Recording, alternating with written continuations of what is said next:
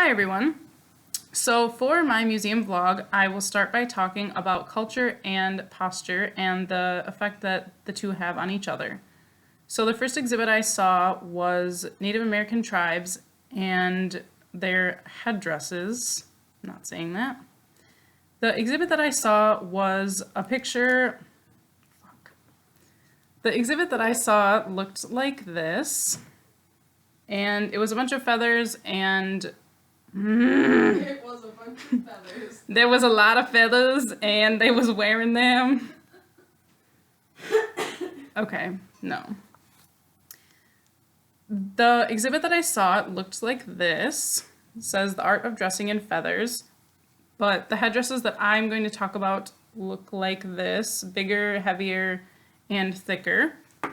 So my hypothesis is that these headdresses would affect the posture of the people who wore them because of the weight placed at the back of the head and in a downward direction. So people who would wear these headdresses would have to compensate for the weight by flexing their neck more. This would lead to decreased cervical lordotic curve as well as shortening of the anterior neck muscles like the sternocleidomastoid and lengthening of the posterior muscles such as the cervicis and capitis muscles. This is similar to our posture now because we are looking down at technology, not wearing heavy things on our heads, but we are still doing a lot looking down and forcing ourselves to shorten the muscles on the front and lengthen the muscles on the back. So with that being said, we can see how two different cultures can do completely different things, but it will lead to the same postural adaptations and impairments in the long run. Now, moving on to the interaction between environment and posture, I will be talking about this photo.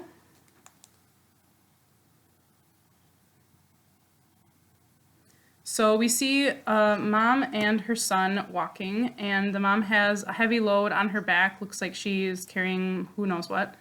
But she is walking with her son, and what I'm going to talk about is how nomadic Native American tribes would have to move around depending on the environment and the resources that it offered.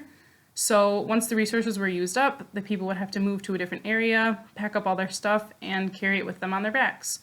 So like we saw in the picture, they would carry the load on their back, and that would definitely affect them walking. And if they were walking for long distances, it would obviously have a lot more of an effect than shorter distances.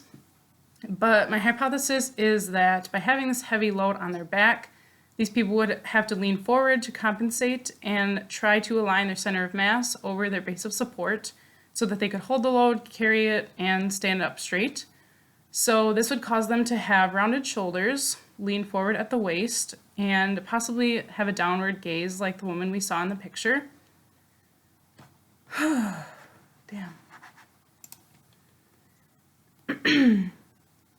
So because of this posture that they had and the movement that they were doing, it would lead to a lot of pain, especially in the low back, neck, and the shoulders, because the muscles on the back side of the body would be lengthened and the muscles on the front side of the body would be shortened. So for example, the erector spinae could be lengthened and the pecs and the neck flexors would be shortened. So this would affect their movement because these people would have to travel, like I said, very far before they could find resources, and they would have to carry everything with them. And due to this, muscular adaptation and creep would occur and change their overall posture and movement even when they weren't carrying the loads. So compared to our environment, where we have a permanent home, we are not required to do this, but as college students in a college environment, we have to carry our books, we have heavy backpacks, we carry a lot of things with us, and we also look down at our phones a lot. I know that I do when I'm walking, so I sometimes do look like this woman also. And based on this and my hypothesis, we should find ways to prevent doing this and kind of lighten the load on our back to prevent pain and also the adaptations of the muscles and the ligaments, like I mentioned before.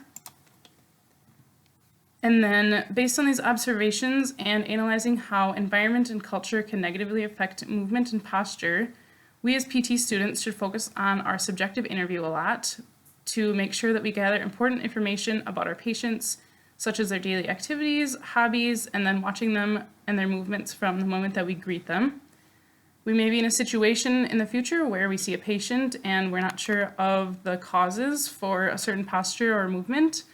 And after going through a subjective interview and hopefully asking them all the questions that we could to try and find out what's wrong with them, we should be able to make our own hypothesis like we just did and see how that person's environment and maybe their culture also may have influenced them.